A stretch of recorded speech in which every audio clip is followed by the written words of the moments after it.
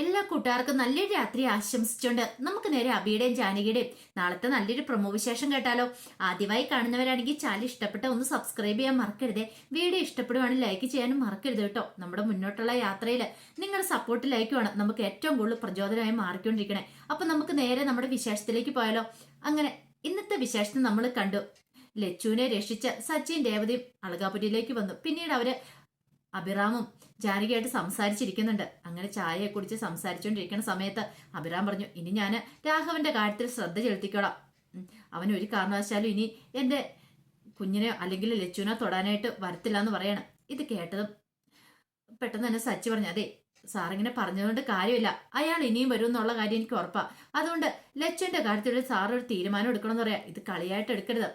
അയാള് ഒരു ദുഷ്ടനാന്ന് തോന്നേ. സാറിന് പറ്റില്ലെങ്കിൽ പറ, വേണം ഞാൻ അടിച്ചൊതുക്കാന്ന് പറയാണ്. ഇത് കേട്ടത് അഭിറാം പറഞ്ഞു, വേണ്ട അതിന്റെ കാര്യമൊന്നും ഇല്ല സച്ചി എന്ന് പറയണം. പിന്നീട് രേവതി പറഞ്ഞു, നമുക്ക് ഇറങ്ങിയാലോ സച്ചേട്ടാ, ഇപ്പൊ തന്നെ സമയം കുറെ വൈകി. ഇനി വീട്ടിലേക്ക് ചെല്ലുമ്പോ ഇനിയിപ്പം അമ്മ ഇനി എന്തൊക്കെ പറയുമെന്ന് അറിയില്ല എന്ന് പറയാ. ജാനകി പറഞ്ഞു, അതെന്താ, എല്ലാ വീട്ടിലും കാണത്തില്ല ജാനകി ഓരോരോ പ്രശ്നങ്ങള്, ഞങ്ങളുടെ വീട്ടിലുണ്ടെന്ന് പറയണം. അത് ഇന്നിപ്പോ പറഞ്ഞല്ല, ഒരാഴ്ച പറഞ്ഞാലും തീരില്ലാത്ത എത്ര വിശേഷങ്ങൾ ഉണ്ടെന്ന് പറയാം. എന്നാ ശരി ആയിക്കോട്ടെ എന്ന് പറയണം. അപ്പോഴേക്കാണ് അങ്ങോട്ടേക്ക് നിരഞ്ജന ഇറങ്ങി വരുന്നേ. നിരഞ്ജനെ കണ്ടു കഴിഞ്ഞപ്പോഴത്തേനും ജാനകി പരിചയപ്പെടുത്തണം, ഇത് എന്റെ അനിയന്റെ ഭാര്യയാന്ന് പറയണം. ഇത് കേട്ടപ്പോൾ നിരഞ്ജന വന്നിട്ട് പറഞ്ഞു, എന്റെ പേര് നിരഞ്ജന. പിന്നീട് അവരങ്ങനെ പരിചയപ്പെടുവാണ്. സച്ചിക്കും പരിചയപ്പെടുത്തി കൊടുത്തു നിരഞ്ജനെ. അപ്പൊ അജയുടെ ഭാര്യയാണ് നിരഞ്ജന എന്നുള്ള കാര്യമൊക്കെ പറയുന്നുണ്ട്. അങ്ങനെ അവർ പുറത്തേക്ക് ഇറങ്ങി പോകാനായിട്ട് തുടങ്ങുവാണ്. ആ സമയത്താണ് അങ്ങോട്ടേക്കൊരു കാർ വന്ന് നിൽക്കുന്നത്. ആ കാറിനകത്തുനിന്ന് അജയ് ഇറങ്ങുവാണ്. അജയനെ കണ്ട് ഒരു നിമിഷം സച്ചി ഇങ്ങനെ നോക്കി നിന്നു. ഈ മുഖം നല്ല പരിചയമുണ്ടല്ലോ, ഇതിനു മുമ്പ് കണ്ടിട്ടുണ്ടല്ലോ. പെട്ടെന്ന് ഇങ്ങനെ ഓർക്കുവാണ് അജയുടെ മുഖം. സച്ചിയുടെ മനസ്സിലേക്ക് പല പല രൂപങ്ങളും ഇങ്ങനെ മിന്നി മറയാണ്. പെട്ടെന്ന് അഭിയോട് ചോദിച്ചു, ഇത് ആരാന്ന് ചോദിക്കണത്. ഇതെന്റെ അനിയൻ അജയാന്ന് പറയണം. അനിയനോ? അതെ. നിരഞ്ജന പറഞ്ഞു, അതെ ഇതെന്റെ ഭർത്താവ് അജയാന്ന് പറയണം. രേവതി ചോദിച്ചു, ആഹാ കൊള്ളാലോ, വക്കീലാന്ന് പറയണം. പ്രാക്ടീസ് കഴിഞ്ഞ് വരുന്ന വഴിയാന്ന് പറയാം. പെട്ടെന്ന് സച്ചി എന്നിട്ട് ചോദിച്ചു, സാറിന് എന്നെ മനസ്സിലായെന്ന് ചോദിക്കുക. ഒരു നിമിഷം അയാളൊന്നും ഞെട്ടി, അജയ് ഒന്നും ഞെട്ടി. അജയ് പറഞ്ഞു, എനിക്ക് തന്നെ മനസ്സിലായില്ലല്ലോ എന്ന് പറയണം. കാരണം അയാളുടെ മനസ്സിലേക്ക് പെട്ടെന്ന് ആ കാര്യങ്ങൾ ഓർമ്മ വന്നേ അജയുടെ മനസ്സിലേക്ക്. കാരണം സച്ചിയാണ് ഒരു പ്രാവശ്യം ഓട്ടം പോയത്. അപർണയും അജയും കൂടെ പോണ സമയത്ത് സച്ചിയുടെ കാറിനാണ് പോയത്. അപ്പൊ അപർണ ഓട്ടം വിളിച്ചുകൊണ്ട് വന്നാണ്. അപ്പൊ അജയുടെ വണ്ടിക്ക് അപർണനെ കെട്ടിക്കൊണ്ട് പോകാൻ പറ്റില്ലല്ലോ. അപ്പൊ അപർണ ഓട്ടം വിളിച്ച സച്ചിയുടെ കാറായിരുന്നു. അങ്ങനെ അവർ രണ്ടുപേരും കൂടെ ഒരു റെസ്റ്റോറൻറ്റിലേക്ക് പോയിട്ട് ഫുഡൊക്കെ കഴിച്ച് കൈ പുറത്ത് പിടിച്ചു വരുന്ന ഒരു രംഗമൊക്കെ ഉണ്ടായിരുന്നു. അതൊക്കെ സച്ചി കാണുകയും ചെയ്ത. അന്നൊരു ദിവസം മുഴുവൻ അവരോടൊപ്പമായിരുന്നു ഉണ്ടായിരുന്നേ. പക്ഷേങ്കിൽ സച്ചിക്ക് മനസ്സിലായി, അജയ്ക്ക് മനസ്സിലായി. പക്ഷേങ്കിൽ അജയ് പറഞ്ഞു, എനിക്ക് അറിയത്തില്ലെന്ന് പറഞ്ഞ് മനഃപൂർവ്വം അവിടുന്ന് ഒഴിഞ്ഞു മാറുകയതെ. സച്ചി പറഞ്ഞു, സാറ് ശരിക്കും ഒന്ന് ഓർത്ത് വെക്കാൻ പറയണം. എനിക്ക് ഓർമ്മയൊന്നും കിട്ടുന്നില്ല എന്ന് പറയാം. തനിക്ക് ആള് തെറ്റിപ്പോയതായിരിക്കും എന്ന് പറയണം. എന്നും പറഞ്ഞ് പെട്ടെന്ന് അകത്തേക്ക് അങ്ങോട്ട് കയറി പോവാണ്. ആ പോക്ക് കണ്ടപ്പോൾ നിരഞ്ജനയ്ക്ക് ഒരു സംശയം. എന്തോ കള്ളത്തരം മറച്ചു പിടിക്കാൻ ശ്രമിക്കുന്നുണ്ട് അജയ്. കാരണം അജയ്ക്ക് മനസ്സിലായിട്ടുണ്ട് സച്ചിയനെ. പക്ഷേങ്കിൽ എന്താണെന്നും കാര്യമൊന്നും പറഞ്ഞിട്ടുമില്ല. അങ്ങനെയാണെങ്കിൽ എന്തോ കള്ളത്തരം ഉണ്ടെന്ന് മനസ്സിലായി. പെട്ടെന്ന് സച്ചിയുടെ അഭിരാം എന്നിട്ട് ചോദിച്ചു, അല്ല അജയനെ മനസ്സിലായെന്ന് ചോദിക്കാം. എനിക്ക് മനസ്സിലായെന്ന് പറയാം. എങ്ങനെയാ? അത് പ്രാവശ്യം ഓട്ടം വിളിച്ചു, പക്ഷെ സാറിനെ മറന്നുപോയെന്ന് തോന്നിയെന്ന് പറയാണ്. ഓ അങ്ങനെയല്ലേ, ഞാന് ടാക്സി ഡ്രൈവർ അല്ലേ, അപ്പൊ പിന്നെ ഓട്ടോ ഒക്കെ എല്ലാവരും എന്നെ വിളിക്കുമല്ലോ, അതുകൊണ്ട് എന്നെ ആരും പെട്ടെന്ന് അങ്ങനെ മറക്കാറൊന്നുമില്ല. പിന്നെ ഞാൻ കയറുമ്പോന്നിട്ട് ഓരോരുത്തരെ ഇങ്ങനെ സംസാരിച്ചുകൊണ്ടിരിക്കുന്ന സ്വഭാവമാണ് എന്ന് പറയാണ്. ഇത് കേട്ടതിന് രേവതി പറഞ്ഞു, ചിലപ്പോൾ സച്ചിയേട്ടൻ ആള് മാറിപ്പോയിട്ടുണ്ടായിരിക്കും എന്ന് പറയാം. സച്ചി പറഞ്ഞു, ചിലപ്പോൾ അതായിരിക്കും എന്ന് പറയാം. കാരണം നിരഞ്ജനയാണ് അടുത്ത് നിൽക്കുന്നത്, ഭാര്യയാണ് നിൽക്കുന്നത്. അപ്പൊ അന്ന് കണ്ടത് ഭാര്യ അല്ലായിരുന്നു കൂടെ ഉണ്ടായിരുന്നേ. പാവം ഈ പെങ്കൊച്ചൊന്നും അറിയത്തില്ലാത്ത. ഇതിന്റെ മുന്നിൽ ഇനി കള്ളത്തരം പറയേണ്ട കാര്യമില്ലല്ലോ. അല്ല, ഇതിന്റെ മുന്നിൽ ഇനിയിപ്പോ ഉള്ള കാര്യം പറഞ്ഞിട്ട് ഇനിയിപ്പോ അത് മതി ഇതിന് ടെൻഷൻ ആവാനായിട്ട്, ഒരു കുടുംബജീവൻ തകരാനായിട്ട് അത് മതി. താനായിട്ട് അതിങ്ങനെ വഴി വെക്കുന്നില്ലെന്ന് ഓർത്തുകൊണ്ട് സച്ചിൻ രേവതിയും കൂടെ യാത്ര പറഞ്ഞു പോവാണ്. അപ്പൊ പോകുന്ന സമയത്ത് രേവതി സച്ചിയോട് ചോദിച്ചു, അല്ല സച്ചിയേട്ടാ, അയാളെ സച്ചിയേട്ടന് മനസ്സിലായില്ലേന്ന് ചോദിക്കണം. എനിക്ക് മനസ്സിലായത് അയാളെ. ഇതിന് കുറച്ചു നാൾ മുമ്പ് അയാളും വേറൊരു പെണ്ണും കൂടെ എന്റെ കാറിൽ കയറിയായിരുന്നു. അന്ന് അവര് ഭാര്യ ഭർത്താക്കന്മാരെ പോലെയൊക്കെ പെരുമാറിയത്. ഞാനോർത്ത് ശരിക്കും ഭാര്യ ഭർത്താക്കന്മാരായിരിക്കുമെന്ന്. പക്ഷെ എനിക്ക് അറിയില്ലായിരുന്നു. ഇന്നല്ലേ അയാളുടെ യഥാർത്ഥ ഭാര്യനെ കാണുന്നേന്ന് പറയാം. രേവതി പറഞ്ഞു, അശോ എന്നാ ഇത് നേരത്തെ പറയാൻ മേലാരും ചോദിക്കും. നേരത്തെ പറഞ്ഞിട്ട് എന്ത് ചെയ്യാനാ? ആ പാവം പെൺകൊച്ചിന്റെ മുഖത്തേക്ക് നോക്കിയോ, അതൊന്നും അറിയത്തില്ലാതെ നിഷ്കളങ്കായ പെൺകുട്ടി അതിന്റെ ജീവിതം നമ്മളായിട്ട് തകർക്കണമെന്ന് ചോദിക്കാം. അത് ശരിയാ. എന്നാലും ഇന്നത്തെ കാലത്ത് ഇങ്ങനെ അയാൾ എത്ര വിദഗ്ധമായിട്ടല്ലേ അയാളുടെ ഭാര്യയുടെ മുന്നിൽ അഭിനയിച്ചല്ലേന്ന് ചോദിക്കാം. അങ്ങനെയൊക്കെയാ ഒരു ടാക്സി ഡ്രൈവർ ആകുമ്പോൾ ഇങ്ങനെ പല കാര്യങ്ങളും കണ്ടും കേട്ട് നിൽക്കിരിക്കും. ഒരു ചെവി കൂടെ കേട്ട് ഈ ചെവി കൂടെ കളയണം. അല്ലെങ്കിൽ പോകുന്ന വഴിക്ക് കാണുന്ന കാഴ്ചകളൊക്കെ അത് നമ്മൾ വൈകുന്നേരം ആകുമ്പത്തേനും മനസ്സിൽ നിന്ന് കളഞ്ഞേക്കണം.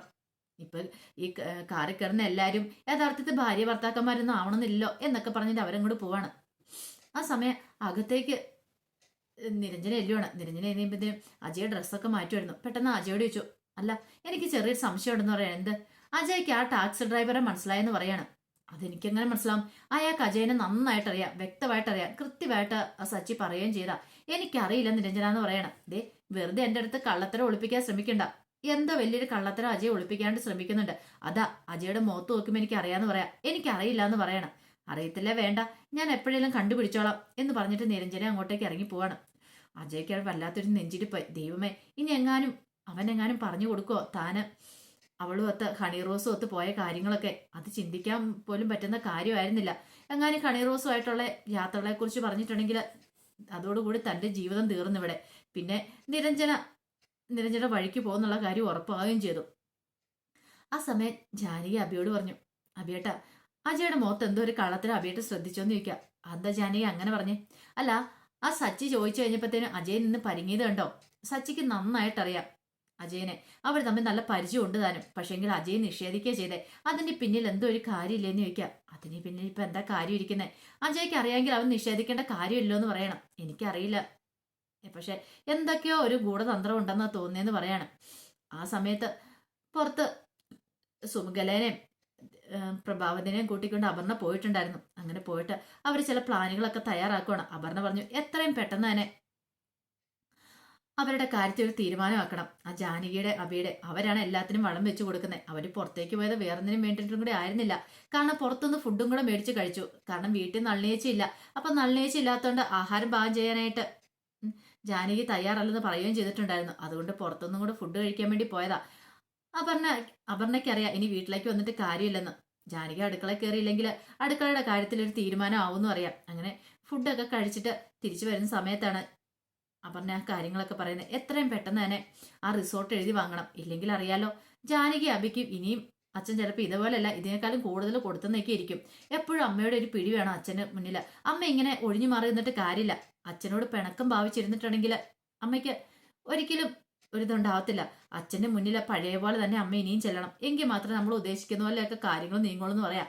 ഇത് കേട്ടത് സുമംഗല പറഞ്ഞു, ഞാനിത് അവളോട് എത്ര വട്ടം പറഞ്ഞാന്നറിയോ, പക്ഷെ അതൊന്നും കേൾക്കാനായിട്ട് ഇവിടെ തയ്യാറായില്ലെന്ന് പറയാം. പ്രഭാവതി പറഞ്ഞു, എനിക്കറിയത്തില്ല, ആ മനുഷ്യന്റെ മുന്നിൽ പോയിന്നിട്ട് ഇനി സ്നേഹം അഭിനയിക്കാൻ അറിയത്തില്ലെന്ന് പറയണം.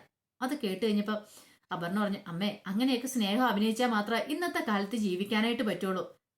അമ്മ ഇങ്ങനെ മാറി മറിഞ്ഞ് നിന്നിട്ട് ഒരു കാര്യമില്ലെന്ന് പറയണം. അച്ഛനെ ആദ്യം കയ്യിലെടുക്കണം. അമ്മ സ്നേഹം കൊണ്ട് വേണം അച്ഛനെ കീഴ്പ്പെടുത്താനായിട്ട്. എങ്കിൽ മാത്രമേ കാര്യങ്ങളൊക്കെ മുന്നോട്ട് പോകത്തുള്ളൂ എന്ന് പറയാം. ഞാൻ നോക്കട്ടെ എന്നും പറഞ്ഞിട്ടാണ് അങ്ങനെ പ്രഭാവതി അങ്ങോട്ടേക്ക് വരുന്നത്. വന്നു കഴിഞ്ഞപ്പോൾ തന്നെ ജാനകിക്ക് അറിയാം എന്തോ ഗൂഢതന്ത്രം മെനയായിട്ട് പോയതാന്ന്. കാരണം വീട്ടിൽ വെച്ചാണെങ്കിൽ ഈ കാര്യങ്ങളൊന്നും പറയാനും എടുക്കാനൊന്നും സാധിക്കത്തില്ല. അതുകൊണ്ടാണ് പുറത്തു പോയെന്ന് പറയാം. പക്ഷെ ജാനകി കൂടുതലായിട്ടൊന്നും ചോദിക്കാനും പോയില്ല. നിരഞ്ജനയെ കൊണ്ടാകത്തിന്റെ കാരണം അതാണല്ലോ. നിരഞ്ജന ജാനകിയുടെ പക്ഷത്താന്നറിയാം. അതുകൊണ്ട് നിരഞ്ജനയെ കൊണ്ടായ കാര്യങ്ങളൊന്നും നടക്കത്തില്ലെന്നും അറിയാം. ഈ സമയം അജയ്ക്ക് ആകെപ്പാടെ വീർപ്പുമുട്ടല.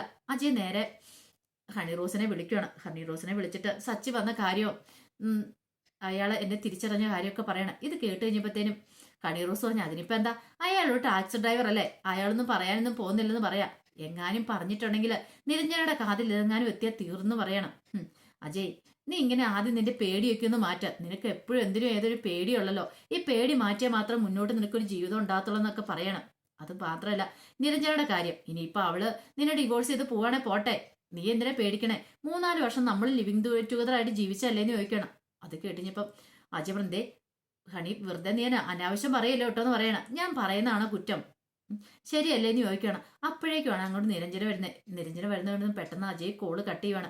നിരഞ്ജനയ്ക്ക് ചെറിയ സംശയം തോന്നി. താൻ വന്നു കഴിഞ്ഞപ്പോ എന്തിനാ അജയ് കോള് കട്ട് ചെയ്തേ? പെട്ടെന്ന് വന്നിട്ട് ചോദിച്ചു, ആരാ, എന്തായിരുന്നു ഫോണില്? പെട്ടെന്ന് തന്നെ എന്നെ കണ്ടപ്പോ കോള് കട്ട് ചെയ്തെന്ന് ചോദിക്കുക.